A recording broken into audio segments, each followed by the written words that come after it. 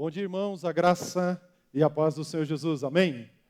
Glória a Deus, para você que está nos acompanhando através da internet, que a mesma graça e a mesma paz esteja sobre a sua vida. Nesse momento eu desafio você, a pegar a sua Bíblia, se preparar para que nós possamos juntos crescer no conhecimento da palavra de Deus. A Bíblia diz que, ora, sem fé é impossível agradar a Deus. E a gente sabe que a fé ela vem pelo ouvir e ouvir a palavra do Senhor. Então, quando nós ouvimos a palavra, o nosso coração cresce em fé. Amém?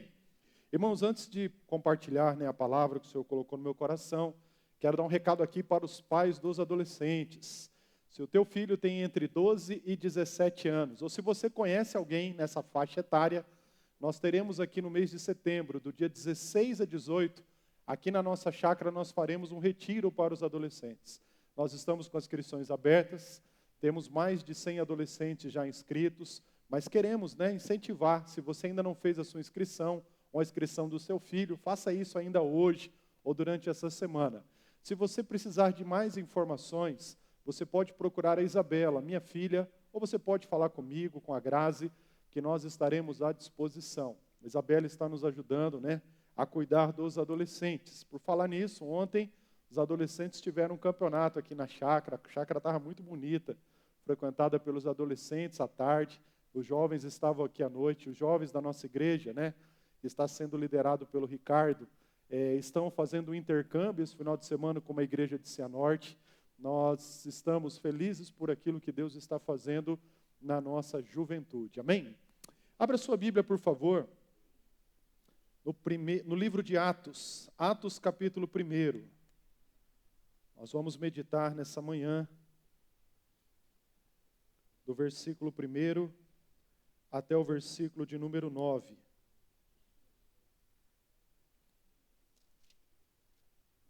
Atos capítulo 1, do versículo 1 até o versículo de número 9.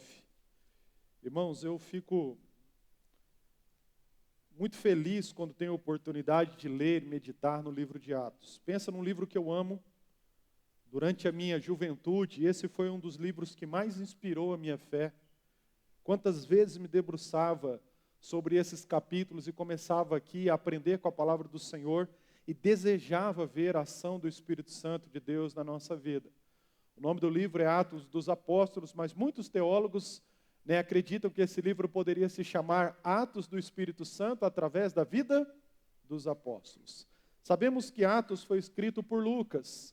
Lucas escreveu o Evangelho do nosso Senhor Jesus Cristo, o Evangelho segundo São Lucas, e o livro de Atos. E no manuscrito original, os dois livros formam um único livro. É por isso que quando nós começamos a ler aqui, eu chamo sua atenção agora para o versículo 1, Lucas escreve assim: em meu primeiro livro, relatei a você, Teófilo, tudo o que Jesus começou a fazer e a ensinar. Esse primeiro livro aqui é uma referência ao Evangelho. A partir de agora ele entra no segundo livro. Esses dois livros foram divididos, por uma questão didática, para nós entendermos o Evangelho, ou os Evangelhos falam da vida de Jesus, do seu ministério, e agora nós começamos esse período pós-vida e ministério de Jesus. Jesus está voltando aos céus aqui, aquilo que nós chamamos da sua ascensão. E a partir desse momento agora, a igreja, através dos discípulos, ela começa a agir sobre a face da terra. O versículo 2 diz assim: até o dia em que foi levado para o céu, depois de dar aos seus apóstolos escolhidos mais instruções por meio do Espírito Santo. Durante os 40 dias após o seu sofrimento e morte, Jesus apareceu aos apóstolos diversas vezes. Ele lhes apresentou muitas provas claras de que estava vivo e lhes falou do reino de Deus. Certa ocasião, enquanto comiam com eles, deu-lhes a seguinte ordem: não saiam de Jerusalém até o Pai enviar a promessa, conforme eu lhes disse antes. João batizou com água, mas dentro de poucos dias vocês serão batizados com o Espírito Santo. Então os que estavam com Jesus lhe perguntaram: Senhor, será esse o momento em que restaurará o reino a Israel? Ele então respondeu: o Pai já determinou o tempo e a ocasião para que isso aconteça, e não cabe a vocês saber. Vocês receberão poder quando o Espírito Santo descer sobre vocês, e serão minhas testemunhas em toda parte, em Jerusalém, em toda a Judéia, em Samaria e nos lugares mais distantes da terra. Aleluia. Depois de ter dito isso, foi levado numa nuvem, e os discípulos não conseguiram mais vê-lo. Continuaram a olhar atentamente para o céu, até que 2 homens vestidos de branco apareceram de repente no meio deles e disseram: Homens da Galileia, por que estão aí parados, olhando para o céu? Esse Jesus, que foi levado do meio de vocês ao céu, voltará do mesmo modo que o viram subir. Amém? Você crê nessa palavra? Voltará do mesmo modo como viram subir. Glória a Deus por essa preciosa promessa, a nossa esperança, a vinda do nosso Salvador e Senhor Jesus Cristo para buscar a sua igreja. Vamos orar? Feche os seus olhos mais uma vez. Pai amado, nós te agradecemos por esta manhã, te louvamos, meu Deus, por mais uma vez podemos compartilhar a tua palavra. Obrigado, meu Deus, por todas as famílias que estão aqui. Te louvamos pelo trabalho que está sendo realizado com as crianças nesse momento.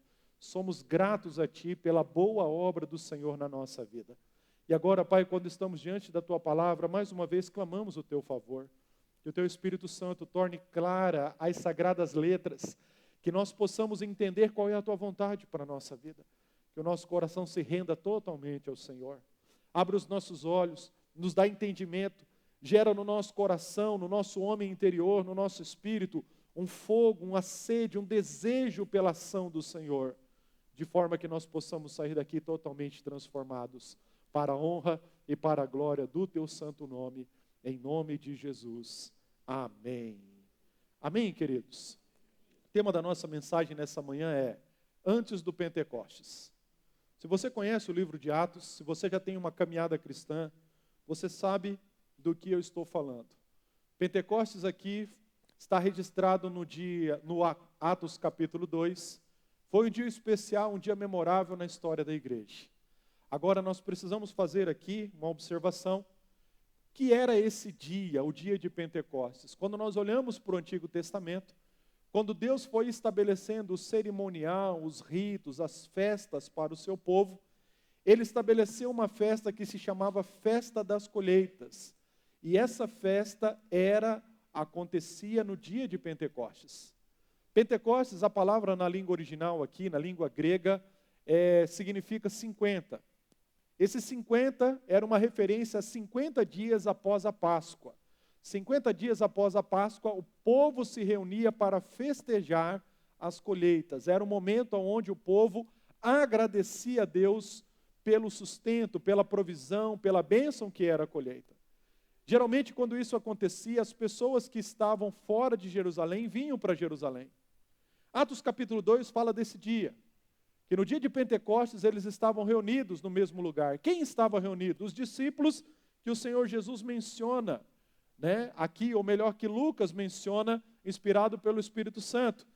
Esses discípulos que ouviram a promessa do Senhor, esses discípulos que estavam ali desejosos de que algo especial acontecesse com eles. Eles ouviram a voz do Senhor, respeitaram e obedeceram a voz do Senhor, e de repente aquilo que o Senhor havia prometido se cumpriu. Nós sabemos que esse dia, o dia de Pentecostes, fala da obra do Espírito Santo. Quando o Espírito Santo veio sobre a vida dos discípulos, e ali esses homens foram literalmente transformados. Há um antes e um depois. Você olha para a vida desses homens, sem a obra do Espírito Santo, eram pessoas que tinham muita vontade, mas às vezes pouco resultado. Pessoas que diziam assim: olha, eu vou viver para Cristo a ponto que se precisar morrer, eu vou morrer. Mas na hora que o negócio apertou, foram os primeiros a saírem correndo. Foram pessoas que tinham o desejo, que amavam o Senhor Jesus. Mas quando, queridos, eles estavam diante de desafios, eles não conseguiram. Mas, quando acontece aqui Atos capítulo 2, algo especial acontece na vida desses homens. E de homens comuns se transformam em homens extraordinários. Homens que viviam uma vida de uma forma, depois de Atos 2, isso toma uma proporção. A gente olha para a vida desses homens e nós nos sentimos inspirados. E quando nós pensamos nessa inspiração, logo nós chegamos a essa conclusão. Essa é a vontade de Deus para nós. Aquilo que aconteceu aqui no livro de Atos, Deus quer que hoje, num outro contexto, numa outra época da história, nós possamos viver essa vida aqui também. Uma das obras que fica evidente quando nós lemos o livro de Atos é a obra do Espírito Santo. Algumas pessoas, quando se referem à obra do Espírito Santo nos dias atuais, falam que o Espírito Santo é a terceira pessoa da Trindade, ou Deus esquecido. Há até um livro do Francis Chan que diz isso, Deus esquecido. Embora Francis Chan fale a respeito dessa questão no seu livro, que os cristãos estão deixando de lado o seu relacionamento com o Espírito Santo, e a consequência disso é uma vida cristã vazia. Nós sabemos pela palavra de Deus que nunca o Espírito Santo foi de fato esquecido. Ele esteve presente desde o início e age até hoje, e sempre assim o será. O Espírito Santo, querido, faz parte da vontade de Deus, da obra de Deus, porque Ele mesmo é Deus.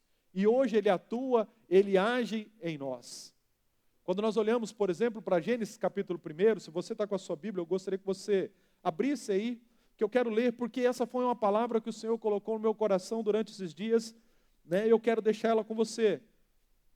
A Bíblia diz assim, no versículo 1, no capítulo 1, no princípio criou Deus os céus e a terra. Versículo 2, a terra era sem forma e vazia, e havia trevas sobre a face do abismo, mas o Espírito de Deus pairava sobre a face das águas. E disse Deus, haja luz. E o que aconteceu? Houve luz. Olha que coisa maravilhosa. Gênesis começa aqui no relato da criação dizendo isso. A terra era sem forma e vazia. Havia trevas sobre a face do abismo, mas o Espírito de Deus, a presença de Deus pairava sobre a face das águas. E de repente Deus diz, haja luz. E o que era trevas, virou luz.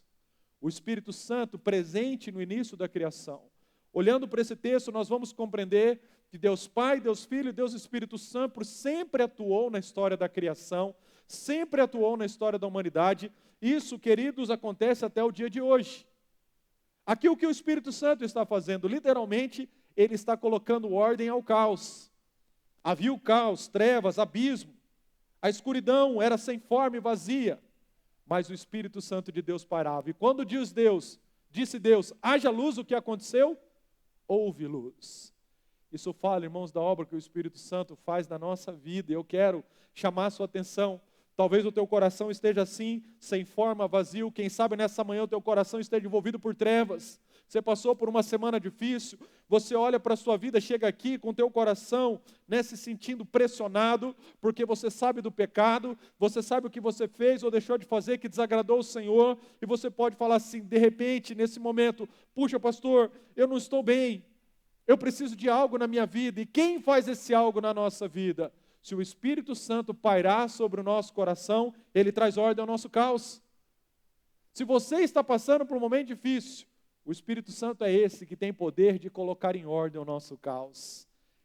Vamos ser sinceros, irmãos, antes de nós entregarmos a nossa vida para o Senhor Jesus, havia trevas no nosso coração por causa do pecado. Mas quando nós fomos despertados, convencidos pelo Espírito Santo, nós, a partir daquele momento, nascemos de novo. E a ordem começou a ser instaurada na nossa vida. Aonde havia trevas, brotou a luz de Deus. A mensagem do Evangelho impactou a nossa vida. A vida de Deus nasceu. E a partir desse momento que nós começamos a entender o quanto Deus nos ama e o quanto nós somos especiais na obra da criação. Nós estamos aqui diante de um texto, irmãos, que fala de um momento muito importante na história da igreja. Atos capítulo 2, a promessa maravilhosa, o derramamento do Espírito Santo aconteceu. Mas antes de Atos 2, nós temos Atos 1. Por isso o tema dessa mensagem, antes do Pentecostes, porque Pentecostes fala dessa obra, dessa referência, da ação do Espírito Santo na nossa vida. Da ação do Espírito Santo na vida da igreja e através da vida da igreja. Nós conseguimos enxergar de uma forma muito clara no decorrer da história do cristianismo que esse momento foi fundamental. A partir daqui, a relevância de um discípulo de Jesus, ela é outra na face da terra. Esses homens, se você continuar lendo o livro de Atos, começaram a gerar um impacto tão significativo que Atos vai dizendo isso, aqueles que perturbam, aqueles que abalam, aqueles que estão fazendo diferença, se espalharam por toda parte, literalmente. Jerusalém foi sacudida pela mensagem do Evangelho através da vida desses homens. O Império Romano foi impactado pela vida de Deus através da vida desses homens. E tudo isso, irmãos, fruto do que Jesus prometeu, de corações abertos e daquilo que o Espírito Santo de Deus fez através da vida dessas pessoas.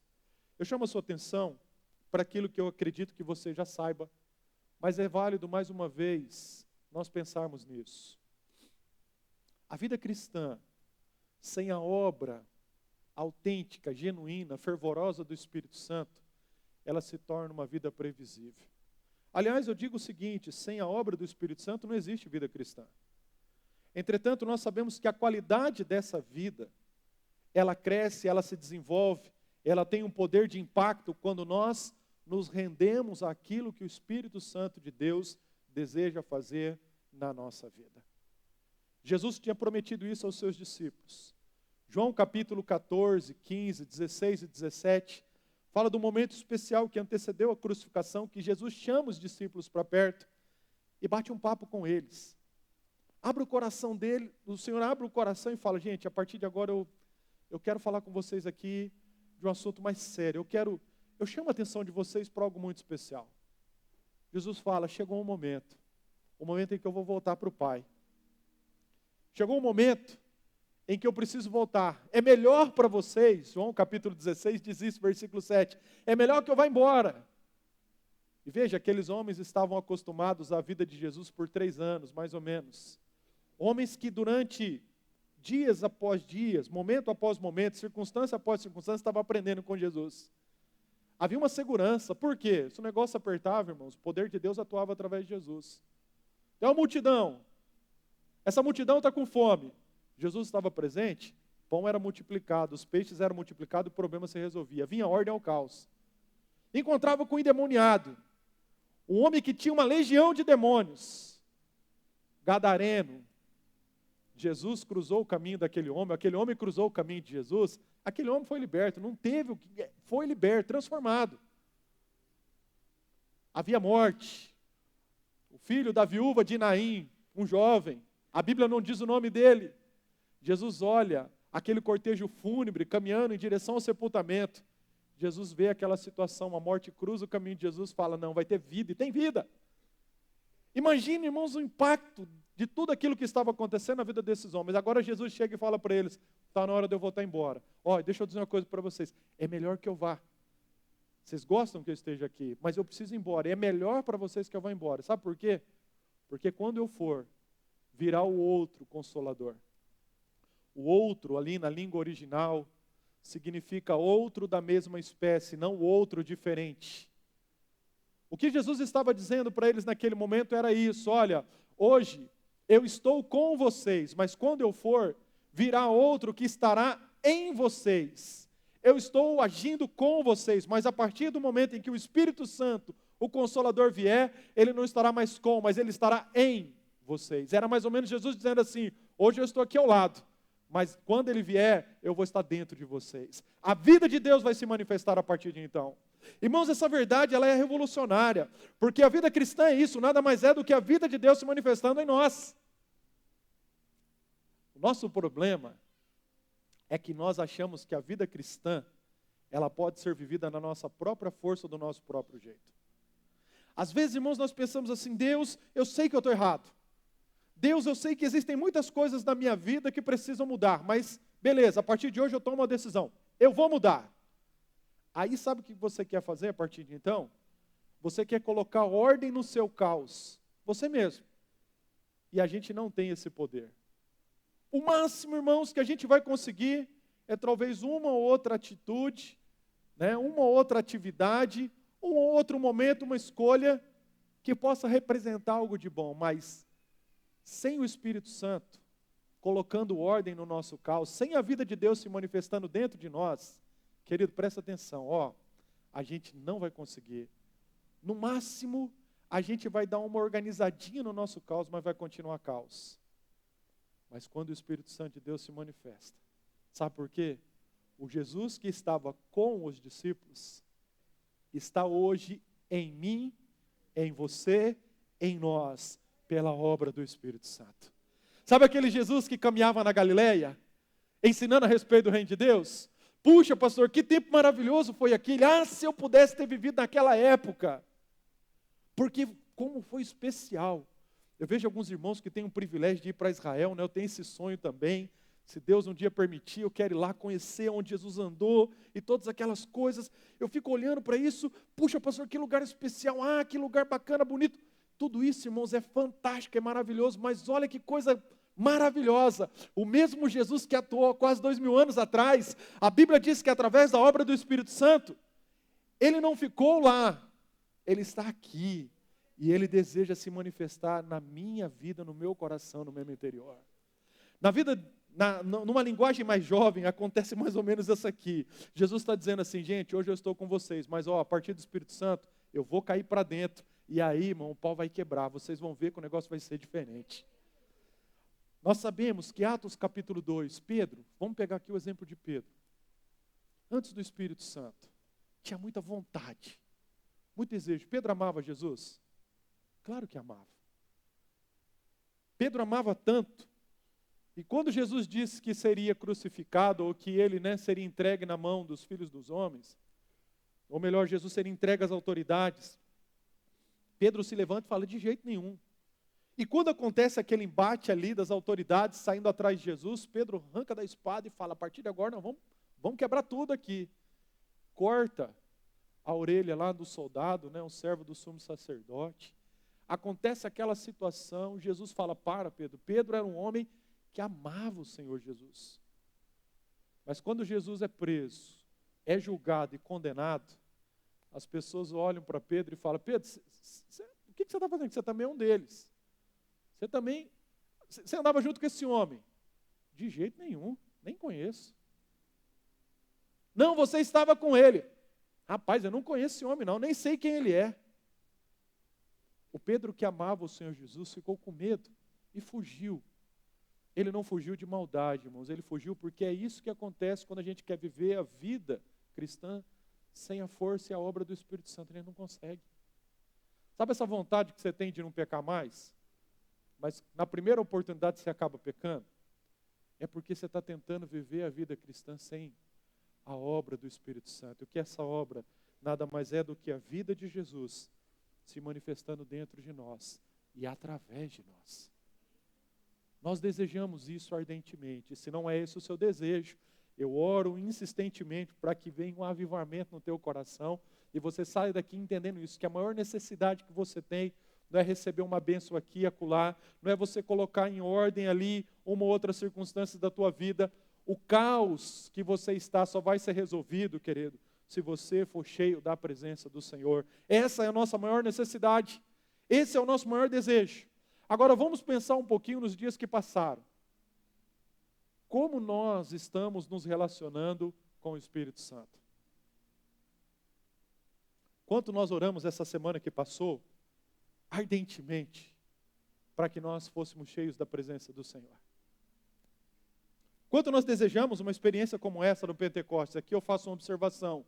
Alguns acreditam que essa experiência foi única e ficou na história, não vai acontecer novamente.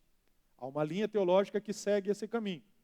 Existem outros que não, que falam que nós podemos viver um Pentecostes nos dias de hoje. Eu quero que você entenda isso. Veja, a obra do Espírito Santo, ela não está limitada a um tempo, um momento, no espaço da história, da vida da igreja ou dos discípulos. Essa promessa, irmãos, alcança as nossas vidas. Hoje nós estamos num contexto diferente, amém? Entretanto, aquilo que aconteceu aqui, talvez em um ou outro aspecto diferente, Deus também pode realizar na nossa vida no que diz respeito a isso, a sermos cheios da presença dEle, cheios do poder do Espírito Santo, porque isso tem uma finalidade. Essa finalidade não ficou na história, essa finalidade se manifesta hoje, nos nossos dias também. Há uma necessidade latente na nossa sociedade, e você vai ver daqui a pouco, nós vamos comentar sobre isso. Eu creio, irmãos, que nós podemos viver o nosso Pentecostes, onde nós vamos ser despertados e cheios do Espírito Santo, amém? Que esse seja o nosso desejo, mas, agora, eu preciso chamar a tua atenção aqui para três 3 orientações que nós podemos aprender com essa palavra para esse momento que antecede o Pentecostes. Se eu quero ser cheio do Espírito Santo, eu tenho que entender, não pode ser do meu jeito. Não basta apenas eu ter o desejo e sair de uma forma desgovernada, atropelando todo mundo e querendo fazer do meu jeito. Não. O que marca o início da obra do Espírito Santo na nossa vida é a gente entender que nós precisamos nos render à voz do Espírito, à orientação do Senhor e deixar que Ele faça através de nós. Se você está anotando, antes do Pentecostes, em primeiro lugar, Jesus aqui apresenta 2 ordens aos seus discípulos. Antes do Pentecostes, antes de ser cheio do Espírito Santo, eu preciso entender essas ordens e ter disposição para obedecer. Olha para o versículo de número 4. A palavra diz assim: certa ocasião, enquanto comiam com eles, deu-lhes a seguinte ordem, deu-lhes a seguinte orientação: não saiam de Jerusalém até o Pai enviar a promessa, conforme eu lhes disse antes. João batizou com água, mas dentro de poucos dias vocês serão batizados com o Espírito Santo. Em primeiro lugar, se nós queremos ser cheios do Espírito Santo, nós precisamos seguir as orientações do Senhor. Não é do meu jeito. Não é da forma como eu quero, como eu acho, que eu imagino, como eu às vezes posso até pensar e projetar. Eu vou fazer isso. A questão é, até que ponto o que eu estou pensando e querendo está de acordo em viver essa obediência às ordens que o Senhor Jesus está dando. Jesus deu aqui 2 ordens. A primeira delas, não se ausentem de Jerusalém. Olha, não saiam de Jerusalém. E pensando nisso, irmãos, eu acredito que esse momento apoteótico, porque eles estavam vendo tudo acontecer, Jesus estava voltando aos céus, Jesus, viveu aqui a sua ascensão, eles viram, apareceu os anjos que disseram: olha, homens, o que vocês estão vendo? Por que vocês estão aqui parados olhando para o céu? Jesus vai voltar. Mas naquele momento não era o momento de sair correndo para fazer, era o momento de fazer o quê? Deles permanecerem ali em Jerusalém. Eles não podiam se ausentar. Quantas vezes, irmãos, o Senhor quer nos ensinar a lidar com os nãos? Não se ausente. Não é o tempo. Não vai ser desse jeito. E é nessas horas, por causa da nossa infantilidade, a gente corre o risco de querer fazer tudo do nosso jeito e atropelar. Não, mas... A outra ordem, esperem a promessa do Pai. Se já é difícil lidar com o não, é muito mais difícil lidar com o espere. Quando a gente vai orar pedindo algo ao Senhor, quando a gente ouve um não, a gente já fica triste, fala: puxa, tá bom, beleza, Senhor, valeu, legal. Seria tão diferente, se o Senhor fizesse, mas tudo bem. Mas se o Senhor mudar de ideia, Mas quando Deus fala assim: espere, você não tem nem o não nem o sim. Você fica aquela expectativa, e agora? Espera. Lidar com uma espera é sinônimo de maturidade. Qual é uma das características das crianças? Elas não conseguem esperar. Sabe, irmão, essa vida afobada e acontecer do jeito, essa frustração, mas tem que fazer e tem que, isso, não, mas comigo é diferente, eu já quero, como eu pensei, já faço. Isso é infantilidade. Porque em alguns momentos, nós vamos ter que aprender a esperar. E o salmista diz: esperei com paciência no Senhor. Se nós queremos ser cheios do Espírito Santo, não é do nosso jeito. Não é fazendo as coisas da forma como nós imaginamos que deve ser feita. Existem orientações específicas. Antes do Pentecostes acontecer, o Senhor Jesus fala: olha, permaneçam em Jerusalém, não saiam daqui. E esperem a promessa. Esperem aquilo que eu disse que vou fazer acontecer. Porque é a partir disso que as coisas vão acontecer. Sabe, irmãos, se nós queremos ser cheios do Espírito Santo, existe uma antessala desse mover, que se chama sala da obediência. Antes de receber a promessa, foi preciso obedecer e seguir as orientações do Senhor. Nós muitas vezes pensamos, eu quero ser cheio do Espírito Santo. A gente marca vigília, a gente faz reunião de oração, de intercessão, a gente gasta tempo em jejum, em oração, e a gente vai buscar o Senhor e temos que fazer isso mesmo. Mas se a gente não entender, presta atenção, tudo isso é válido, mas se não houver disposição em nós, obedecermos e seguir as orientações do Senhor, não vai acontecer aquilo que Deus, não é nem que a gente quer acontecer, Deus quer que aconteça na nossa vida. E aí a pergunta nesse momento para nós é, o que o Espírito Santo de Deus está falando conosco nesses dias que está difícil da gente obedecer? Quais foram os nãos de Deus em que a gente começou a se bater? Tá bom, já que o Senhor não quer fazer, eu vou fazer. O que Deus pediu para a gente esperar, e essa espera representa o tempo de Deus, porque para todo o propósito há um tempo e um modo. E a vida cristã é nesse tempo, queridos, que a gente começa a viver uma das maiores belezas do cristianismo, que é um relacionamento de dependência do Senhor. Deus não nos chama para fazer, a visão de Deus para a nossa vida não é utilitarista. Deus não chamou a gente porque Ele precisava de alguma coisa. Deus é autossuficiente. Deus é pleno, completo. Mas Ele escolheu, na sua plenitude, se relacionar conosco. É mais ou menos assim, a gente chegando e falando, o que nós vamos fazer? Deus falou, não, agora a gente vai conversar, vamos bater um papo, vamos se conhecer. Não, mas eu quero saber o que eu vou fazer. Calma, respira, né? Vamos conversar.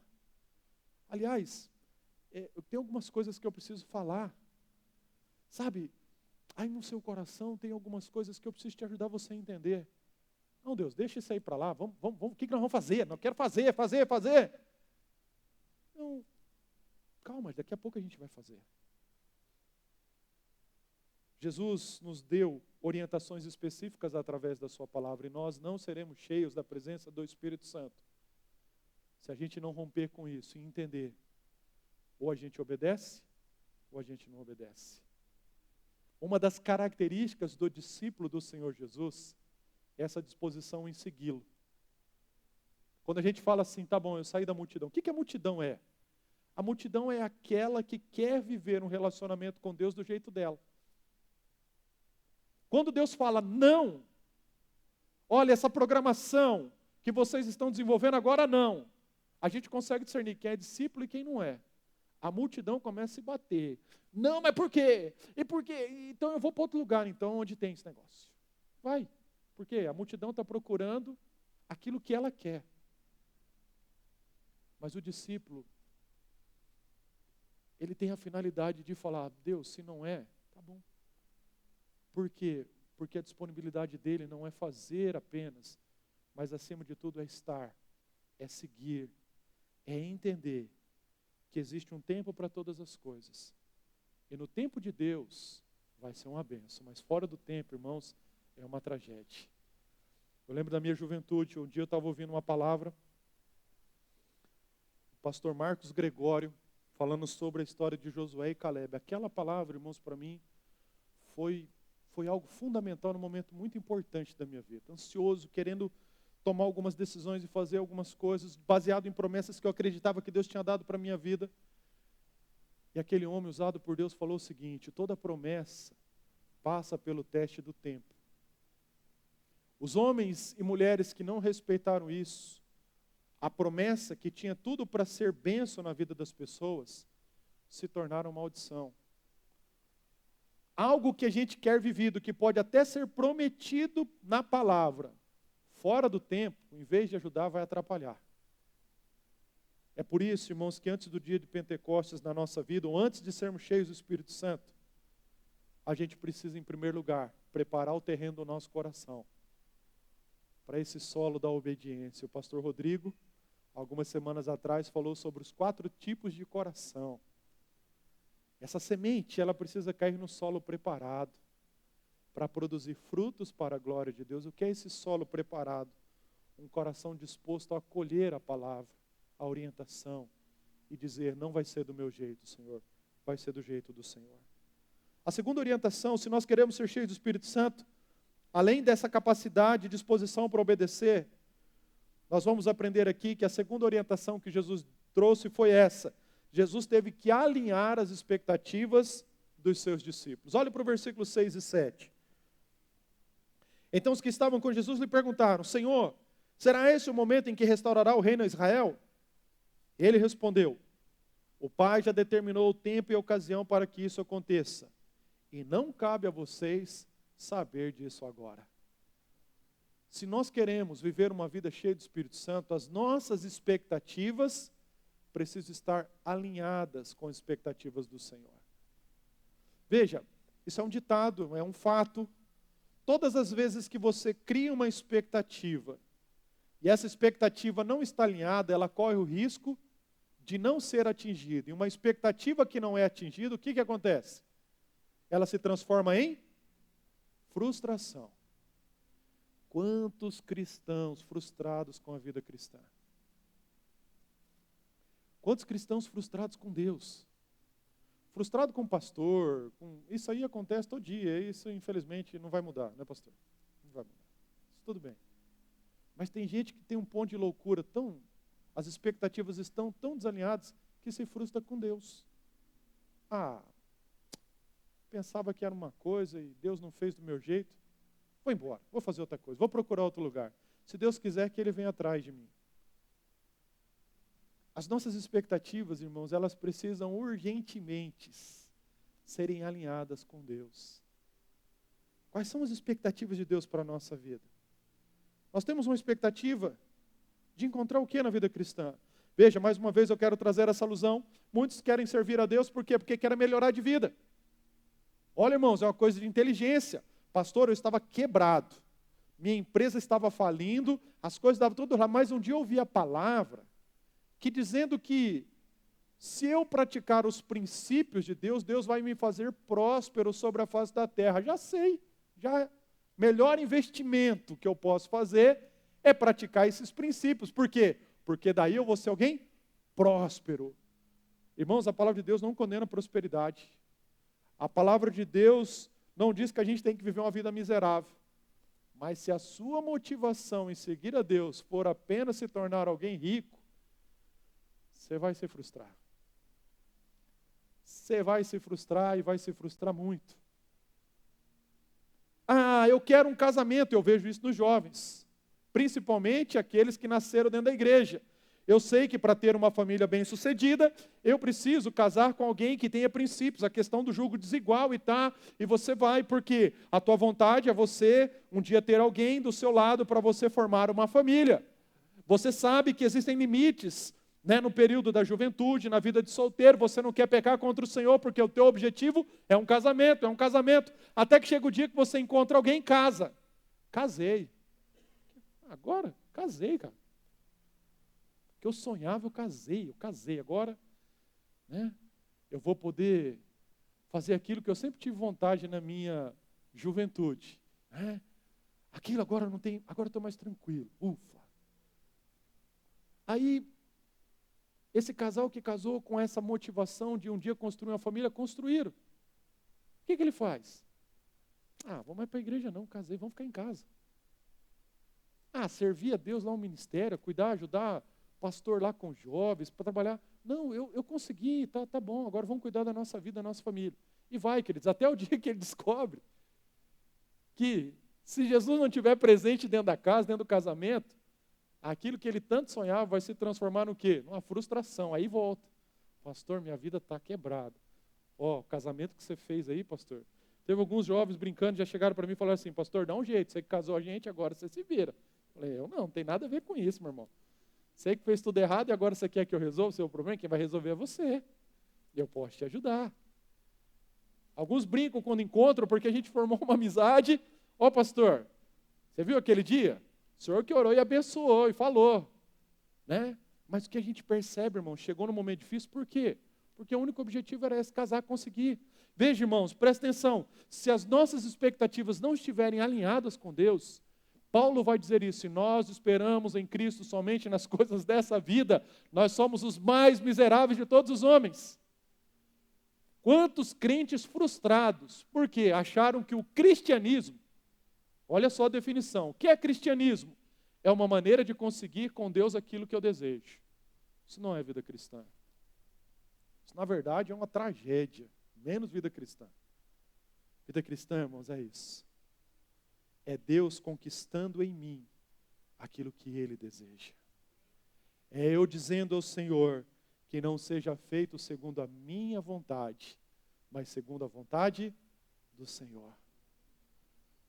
Deus, o que eu desejo é ver o Senhor agindo em mim, através de mim. É a tua vontade se cumprindo. As coisas acontecendo da forma como o Senhor deseja. As nossas expectativas precisam ser alinhadas. Por quê, irmão? Porque senão você corre o risco de se frustrar. Esse momento, olha só o que aconteceu aqui no contexto. Os discípulos estavam empolgados. Por quê? Olha só, Jesus falou que morreria e ressuscitaria. E eles ficaram lá, será que isso vai acontecer? Impossível. Só que aconteceu o quê? Jesus morreu e ressuscitou. Na hora que eles falaram, não, se um homem ressuscitou, crucificado, sofreu o que sofreu, ressuscitou e está aparecendo aqui para a gente, agora, meu irmão, ninguém segura a gente. É agora que esse império romano vai ver o que é bom para tosse. Eles estão achando que eles mandam na gente, agora é a gente que vai mandar em tudo. Os discípulos tinham essa expectativa, alguns se frustraram, porque pensavam que Deus restauraria um reino político, econômico, social.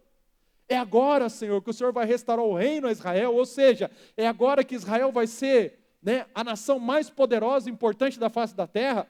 É agora que nós vamos botar o Império Romano abaixo. É agora que nós vamos fazer a vontade de Deus acontecer aqui. Todo mundo vai ter que seguir aquilo que a gente está falando. E Jesus fala mais uma vez, gente, está faltando o Espírito Santo, né, irmãos? Aí eles falam, não, gente, vou falar uma coisa para vocês. Não é hora de vocês saberem dessas coisas. Vamos falar do que interessa. Não compete vocês a saber isso. Mas o que compete vocês? Presta atenção. Fiquem em Jerusalém, até que do alto vocês sejam revestidos de poder. E vem o versículo 8. Mas recebereis poder ao descer sobre vocês o Espírito Santo. Para quê? Para serem testemunhas e não uma nação potente que manda nos outros. Essa expectativa foi alinhada, irmãos, e tanto é que, talvez naquele momento, se isso não tivesse acontecido, haveria frustração. Por quê? Atos 2 vem, eles são cheios do Espírito Santo. Pedro começa a pregar e as pessoas começam a se converter. Qual foi o resultado disso? Eles começaram a sofrer. Se houve algo naquele momento que eles não tiveram, foi uma vida boa, uma vida de tranquilidade. Pelo contrário. Sabe aquele conforto? O que eu quero entregar minha vida para Deus? Porque eu vou ter paz. Paz, irmãos, de espírito, é algo que diz respeito ao nosso coração, não às circunstâncias. Eu não quero ter mais problema. Então, se você não quer ter mais problema, você tem que morrer. Porque enquanto você está aqui na terra, o que vai acontecer? Pastor, não quero ter mais problema. O pastor Cláudio Duarte diz isso, né? Um dia chegou um irmão para ele e falou, pastor, ora aí para mim porque eu não quero ter mais problema. Ele pensou que ele estava tendo o supra-sumo da revelação. Você é o cara agora que eu vou pedir uma oração que ninguém pediu.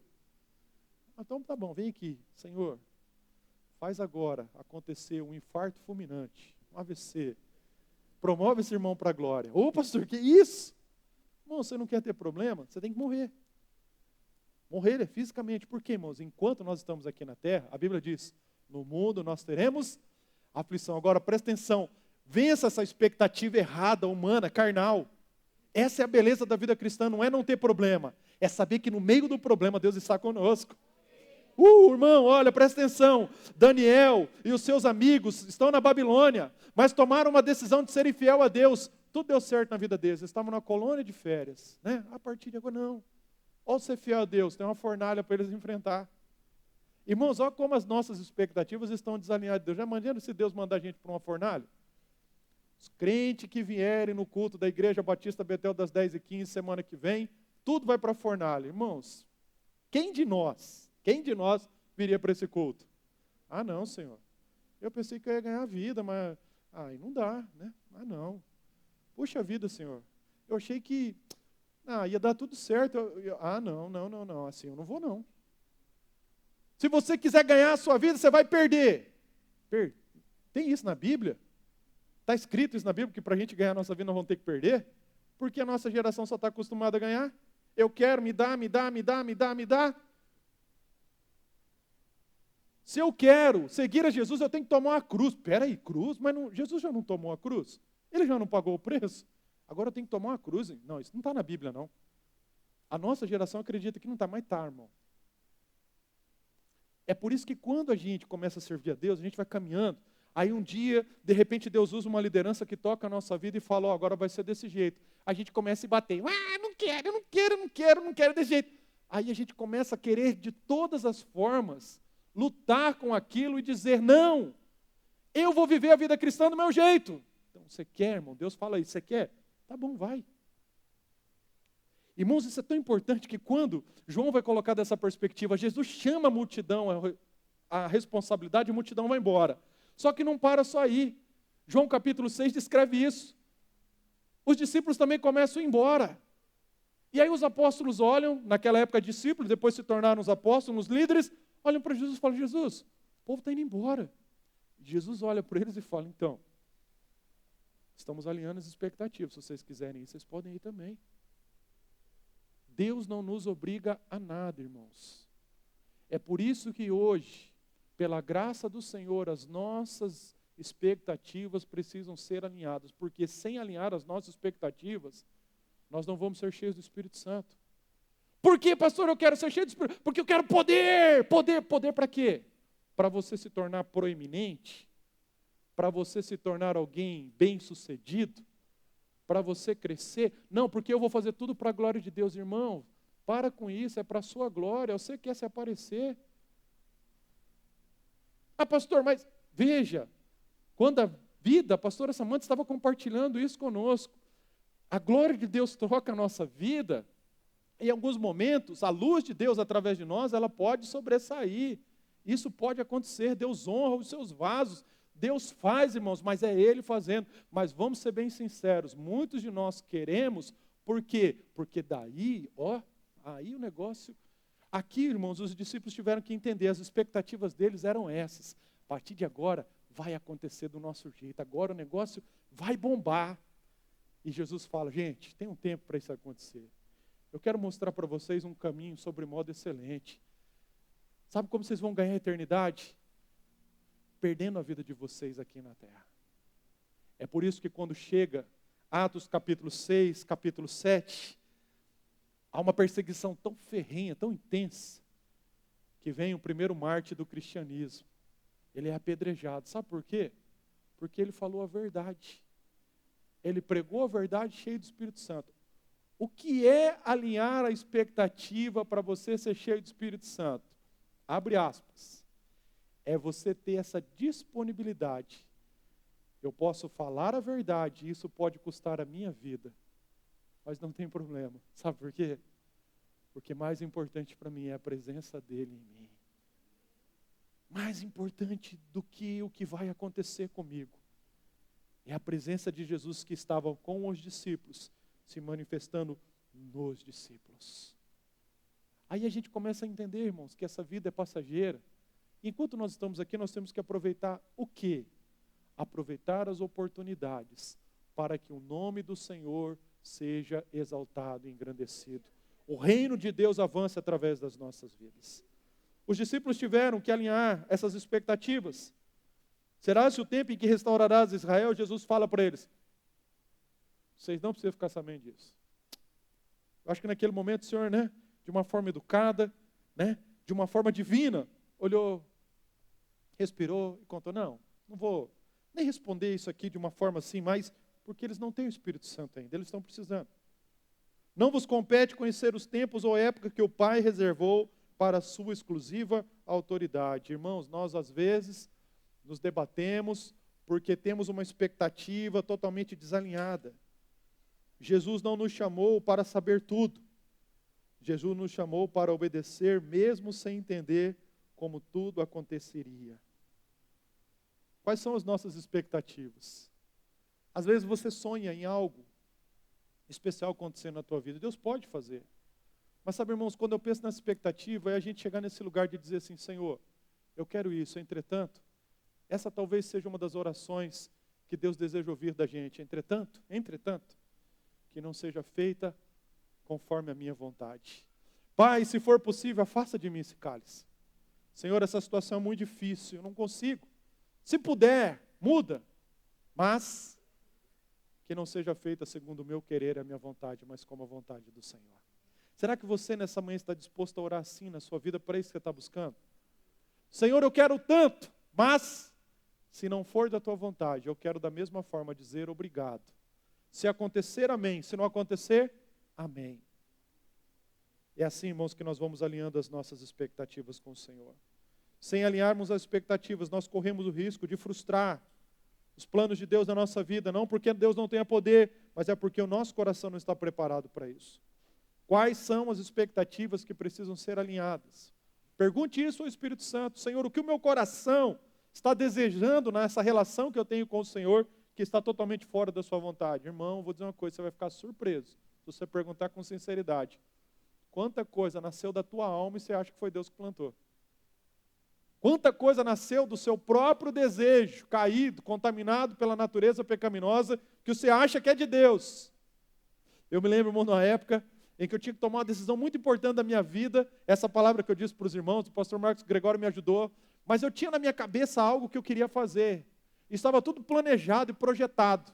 Senhor, isso que vai acontecer, não tinha nada de errado, não era pecaminoso, e eu consegui enxergar a maneira de honrar a Deus e glorificar a Deus através daquilo acontecendo. E orei, e busquei, porque eu achava, mas irmãos, quando o negócio foi afunilando, eu entendi que aquilo era fruto da minha alma. Eu tinha projetado algo, e tinha colocado nessa projeção, que era divina, que era a vontade de Deus para a minha vida, mas não era. Era uma vontade minha. E chegou um momento em que eu tive que sacrificar aquilo na presença de Deus. Deus, o Senhor sabe o quanto eu desejo, o quanto eu gostaria que isso acontecesse, porque eu acho que poderia acontecer isso, aquilo e aquilo outro, mas, se não é da tua vontade, tire isso da minha vida. Questão de uma semana, Deus me tirou de onde eu estava e me colocou onde Ele estava. Eu nunca imaginava, irmão, que a minha vida em uma semana mudaria da forma como mudou. Alinharmos as expectativas é necessário nesse momento. Em terceiro e último lugar, se nós queremos ser cheios do Espírito Santo, antes do Pentecostes, Jesus vai trazer aqui uma revelação maravilhosa. A mais honrosa missão que pode acontecer na vida de um discípulo. Qual é a mais honrosa missão? Versículo de número 8 diz isso. Mas vocês receberão poder quando o Espírito Santo descer sobre vocês. E vocês então serão as minhas testemunhas em toda parte. Qual é a mais honrosa missão de um discípulo do Senhor Jesus? Não é ele ter o mundo. Qual é a missão mais honrosa de um discípulo do Senhor Jesus? Não é ele ser alguém importante. Não é ele ser alguém reconhecido através das redes sociais e ter muitos seguidores. Ser um pastor, uma pastora, um evangelista, um obreiro, um missionário, um profeta, uma profetisa. A obra mais honrosa, a missão mais destacada e honrosa que pode acontecer na vida de um discípulo é ele se tornar uma testemunha fiel e autêntica do nosso Senhor e Salvador Jesus Cristo. Na língua original, essa palavra testemunha é a palavra mártir. E com o cristianismo, o que acontece em Atos capítulo 2, essa palavra ganha uma outra forma de ser entendida. Porque os cristãos testemunharam de uma forma tão impactante quando eles estavam cheios do Espírito Santo, que eles pagaram ou eles levaram esse testemunho até mesmo com a sua própria vida. Muitos morreram. Qual é a missão mais honrosa de um discípulo? Não é você alcançar a posição de destaque, ser o the best, ser o primeiro. Irmãos, cuidado com essa filosofia humanista, que infelizmente infiltrou o cristianismo e coloca o homem como centro de todas as coisas. Deus pode te colocar numa posição de destaque? Deus pode, Ele faz. Entretanto, a obra mais honrosa não é eu estar nessa posição. A obra mais honrosa é eu ter essa disposição de viver como mártir de Jesus, uma testemunha do Senhor Jesus. Olhando para a história, irmãos, nós vamos perceber quantas pessoas viveram no anonimato. Quantas pessoas foram fiéis ao Senhor até o último dia da sua vida. Se tornaram gigantes da fé. Homens e mulheres que talvez o seu povo, a sua família, talvez o mundo não os conheceu, mas a Bíblia diz isso, que esses homens não são dignos desse mundo, ou melhor, esse mundo não são dignos desses homens. Homens e mulheres comuns, mas que levaram a cabo, porque tiveram as suas expectativas alinhadas, porque tomaram essa decisão de obedecer e receberam esse ministério fantástico que é o quê? Não é ter um nome, não é ter uma posição, não é ter um status, é simplesmente saber que eu fui chamado para ser um mártir do Senhor Jesus. Testemunhar do Senhor Jesus. Falar para esse mundo que o Filho de Deus veio a este mundo, viveu entre nós, morreu pregado numa cruz, mas ao terceiro dia Ele ressuscitou. E Ele, através da obra do Espírito Santo, é capaz de colocar em ordem o caos da nossa vida. É Ele o único que pode resolver as nossas dificuldades, os nossos problemas por causa da nossa natureza caída.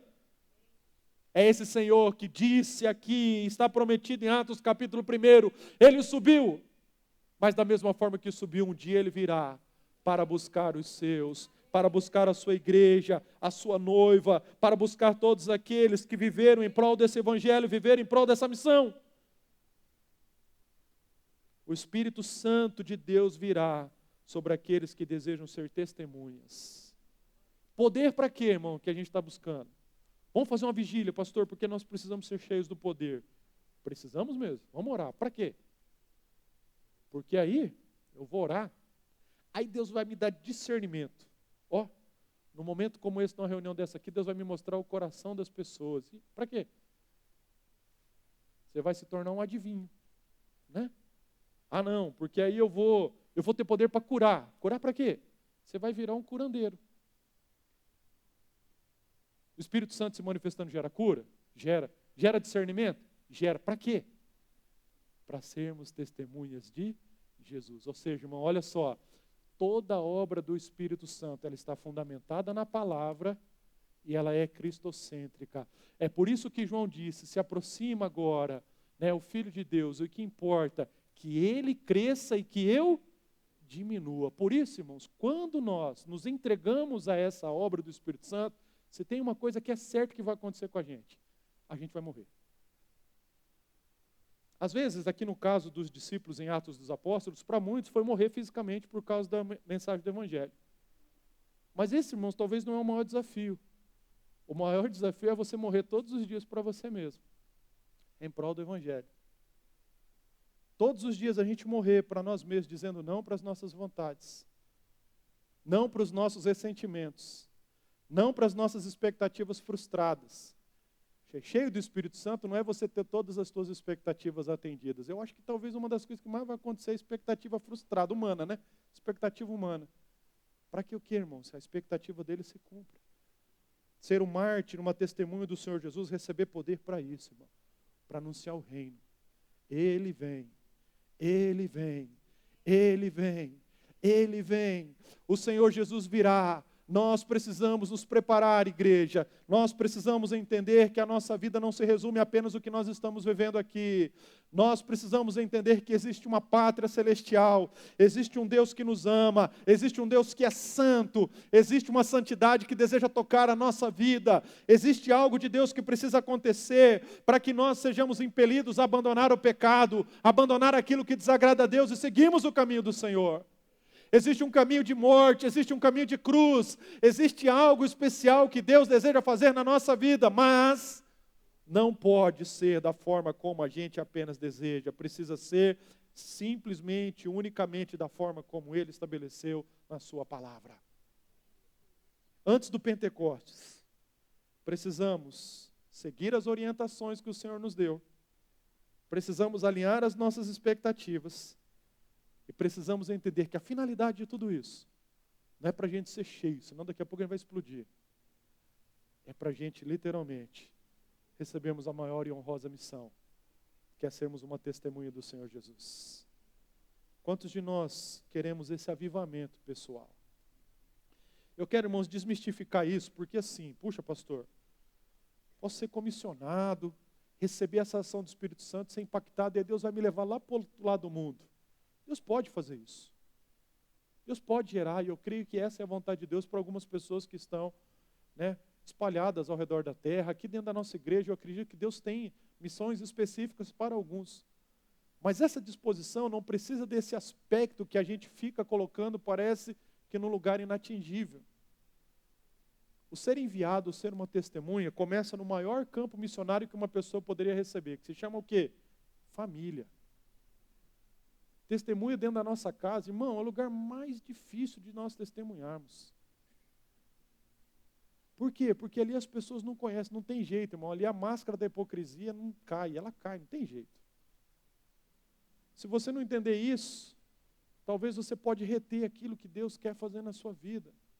Então, olha só, cheios do Espírito Santo para sermos testemunhas. Jerusalém, Samaria, até os lugares mais distantes da terra. Mas onde isso começa? Dentro da nossa casa. Depois isso se estende para quê? Para o trabalho que você faz. E conforme você for andando, conforme você for se movendo, conforme Deus for te levando, as coisas vão acontecendo. E Deus pode tirar você de onde você está e colocar você onde Ele quer. Mas o que Deus deseja hoje? É encontrar no teu coração essa disposição de ser fiel no pouco. Porque sendo fiel no pouco, Ele pode te colocar sobre o muito. Quantos de nós estamos dispostos a... Olha só, irmãos, temos aqui o quê? 200, 300 famílias representadas, talvez um pouquinho mais do que isso. Imagine só se hoje o Espírito Santo impeliu o nosso coração para nós sermos um mártir, uma testemunha de Jesus dentro da nossa família. Irmãos, olha que a nossa cidade vai receber cerca de 200 a 300 famílias transformadas pela mensagem do Evangelho que passa na nossa vida. Sabe o que vai acontecer amanhã com Moarama? Moarama não mais será a mesma. Você já parou para pensar nisso? Se hoje eu tomar essa decisão de chegar dentro da minha casa e falar, Senhor, eu vou viver aqui, vou dar a minha vida pelo Senhor, para que o Evangelho brote aqui dentro dessa casa e produza vida. Coloca ordem nesse caos que está a minha família. Eu vou parar de ficar brigando com o meu cônjuge, eu vou parar de ficar brigando com o meu filho, eu vou parar de ficar brigando achando que as coisas têm que acontecer, eu vou parar de ficar pregando religião, querendo mudar comportamento, eu vou viver o Evangelho para ser uma testemunha do Senhor, cheio da tua presença. Irmão, sabe o que vai acontecer? O caos que está a tua família, ela vai para o lugar. Deus vai falar, haja luz aqui, vai brilhar a luz, irmão, vai acabar as trevas.